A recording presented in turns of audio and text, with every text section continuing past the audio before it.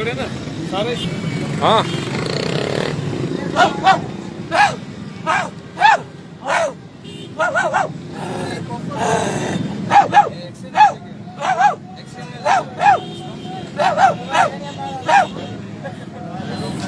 क्या बात है भाई, क्यों आप अस्पताल बन गए, क्या चक्कर है?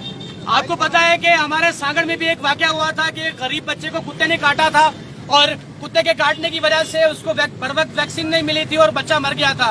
वैसा ही सेम वाकया एक शिकारपुर में भी पेश आया है, जिसमें एक मासूम बच्चा, उसकी माँ उसको पहले हॉस्पिटल में, फिर डीएचक्यू और फिर कमिश्नर के ऑफिस के बाहर लेके बैठी रही है। वो बच्चा जो है वो तड़प तड़प के मर गया, लेकिन हमारे जो आला अख्तियारात हैं उनके सर पे जूं तक नहीं रही। हमारे बच्चे यूं ही मरते रहेंगे। जिस तरह मुझे इन्होंने खींचा हुआ वैसे इन कुत्तों को बल्दियात वाले खींचे। हमारे चेयरमैन साहब क्या कर रहे हैं? हमारे बच्चे यहाँ पर मर रहे हैं और हमारे यहाँ पे औरतें मर रही हैं। एक भील औरत मर गई जिसको कराची भेजा गया था।